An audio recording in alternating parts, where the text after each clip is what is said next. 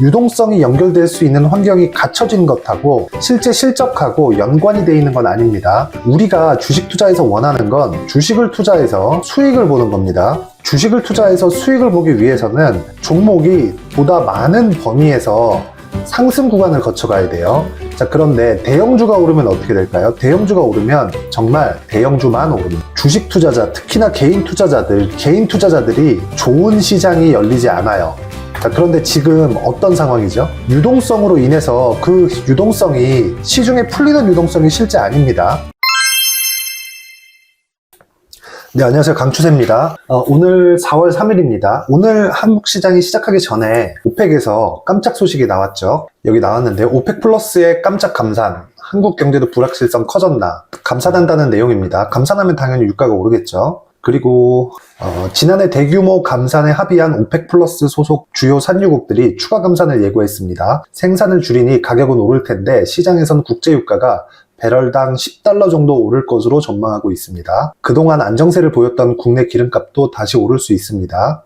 이런 내용입니다. 자, 그런데요. 오펙에서 감산을 하면 너무도 당연하게 나오는 결과가 있죠. 유가가 오릅니다. 유가는 무엇이랑 연관이 되어 있죠? 인플레이션이죠. 지금 물가가 굉장히 민감한 상태에 있는데 오펙에서 감산을 하면 유가가 오르고요. 유가가 올랐을 때는 인플레이션을 자극할 수 있습니다. 인플레이션을 자극하게 되면 물가를 잡지 못해서 금리에 대한 문제가 생길 수 있다. 이런 내용으로 오늘 오펙에서 감산 이슈가 터지고 나서부터요. 미국 선물이 0.7% 정도까지 하락을 했습니다. 전 개인적으로 이때 이런 생각을 했어요. 강추세 채널에서 어저께 나온 영상에 보면요. 미증시가 더 오르면 위험하다는 이야기를 했었는데 자, 미증시가 지금 오르는 건 바닥을 확인한 이후에 유동성이 연결될 수 있다는 환경이 갖춰졌기 때문입니다. 자, 그런데요. 유동성이 연결될 수 있는 환경이 갖춰진 것하고 실제 실적하고 연관이 되어 있는 건 아닙니다. 우리가 주식 투자에서 원하는 건 주식을 투자해서 수익을 보는 겁니다. 주식을 투자해서 수익을 보기 위해서는 종목이 보다 많은 범위에서 상승 구간을 거쳐가야 돼요. 자, 그런데 대형주가 오르면 어떻게 될까요? 대형주가 오르면 정말 대형주만 오릅니다. 주식 투자자, 특히나 개인 투자자들이 좋은 시장이 열리지 않아요.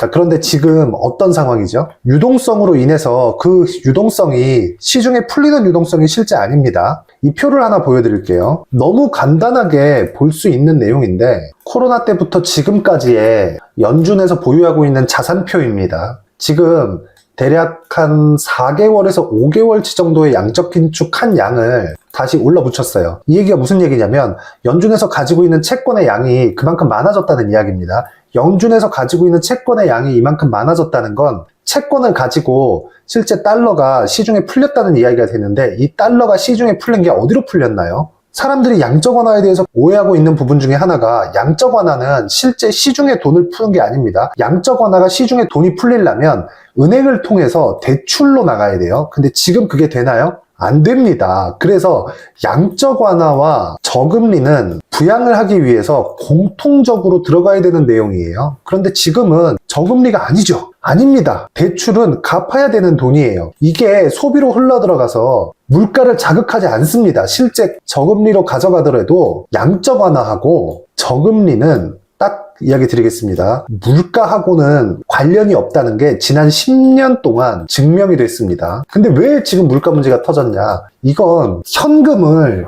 쓰라고 준 현금을 꽂아줬기 때문이에요. 이 얘기를 토대로 한번 생각을 해보시면 됩니다. 여기서 만약에 연준에서 자산을 많이 가지고 달러를 풀었습니다. 달러를 풀었는데 이 달러가 풀린 걸 가지고 소비로 들어가서 물가를 확 올릴 수 있는 내용이 될까? 안 됩니다. 자, 한번 생각해 보세요. 아니, 왜 오펙 플러스에서 감산을 합니까? 유가가 더 떨어질 것 같아서 그런 거잖아요. 이건 유가를 지키기 위한 최소한의 장치라고 보시면 됩니다. 그리고 무엇보다 이거는 경제 외적인 내용으로 보셔야 되는 게 우리는 주식 투자자잖아요. 자꾸 매크로 환경이나 경제 이런 관련해서 매몰되시면 절대 안 됩니다. 이러면 돈 못 벌어요. 자, 여기서 정리해서 말씀드립니다. 오펙에서 감산을 한다는 건 유가를 올릴 수 있고 유가가 올라간다는 건 인플레이션을 자극할 수 있는 내용으로 사람들이 인식하고 있잖아요. 이건 종목을 볼 수 있는 투자자들한테는 호재입니다. 왜 그러냐면요. 자, 시장이 강세를 보여요. 그러면 어떤 게 올라가죠? 대형주가 올라가죠. 대형주가 올라가면 어떻게 되나요? 숫자를 확인해야 됩니다. 자, 근데 주가는 올려놓고 숫자 확인이 안 됐어요. 그러면 무슨 일이 발생하나요? 조정이 커집니다. 자, 지금은요, 22년도에 주가가 쭉 빠져놓고 3분기와 4분기 실적을 확인했더니 주가가 너무 많이 빠진 겁니다. 실적 대비해서. 그래서 반등이 나오기 시작한 거예요. 반등이 나오다 보니 AI 관련된 내용들 그리고 2차 전지 관련된 내용들이 붙으면서 한국 시장이 크게 상승을 한 겁니다. 이 틀을 이해하지 못하면 안 돼요. 절대로. 이런 상황에서 은행이 망했네. 강추세 채널에서 계속 이야기를 했죠. 은행이 망해도 괜찮다. 망해도 오른다. 계속 오른다. 무조건 오른다.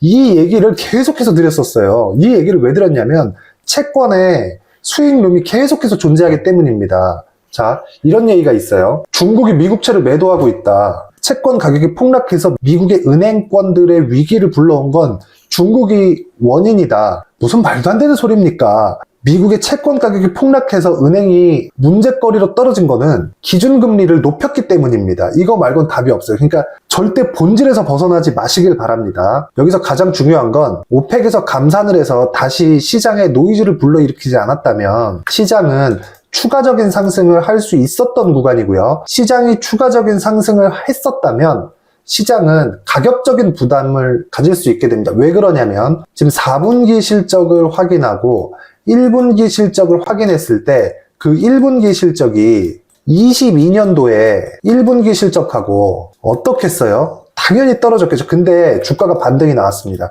이거 결과 너무 뻔하잖아요. 실적이 나오는 족족 빠질 겁니다. 주가가 올랐기 때문에. 근데 여기서 멈추면 조정 이상의 움직임, 즉 폭락은 나오지 않아요. 그러면 개인 투자자는 뭘 해야 돼요? 중소형주 해야 됩니다. 사실 2차전지 관련주 중에 에코프로가 중소형주라고 볼 수는 없죠. 이런 섹터주를 공략해야 되는데 섹터주는 시장에 폭락이 나오지 않으면, 즉 패닉에 빠지지 않으면 계속해서 강세를 보일 수 있어요.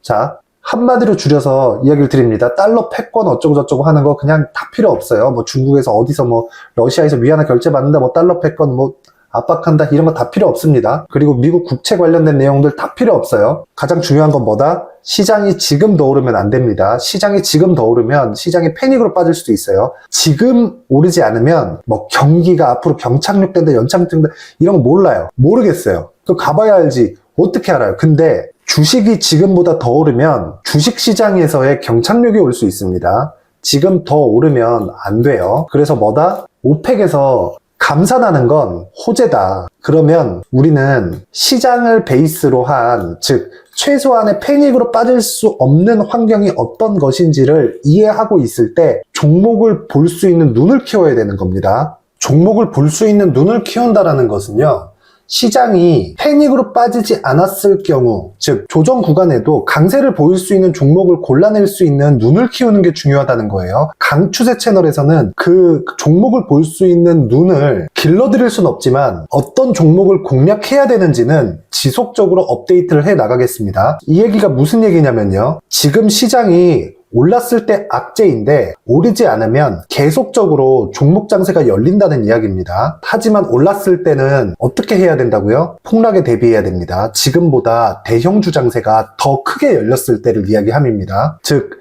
지금부터 오르는 건 대형주의 시세로 시장이 조정 구간으로 빠질 수 있고 내리지 않고 오르지 않을 수는 없겠죠. 하지만 지금부터 크게 올라가면서 가격 부담을 만들지 않았을 때는 한국 시장 기준에서 2차 전지나 뭐 관련된 순환매 또는 다른 업종의 순환매는 지속적으로 반복될 수 있어요. 지금 갖춰져 있는 환경이 예를 들어서 한 12년도부터 15년도까지의 환경보다 좋다고 볼 수는 없겠지만 그에 준하는 환경은 갖춰지고 있습니다. 그 부분을 파악하지 못하고 지금 뭐 여기저기 루머에 빠지고 뭐 다른 뷰를 가지고 있건 쓸데없는 공부를 하거나 거기에 시간 허비하면 저처럼 시간을 크게 낭비할 수 있습니다. 강추세 채널에서는 무조건 종목에 집중하고 시장에 대해서 평가하고 판단하겠지만 그 평가하고 판단하는 기준은 종목이 폭락으로 빠질 수 있는지 없는지에 대한 것까지만 판단을 합니다. 긴 영상 봐주셔서 감사합니다.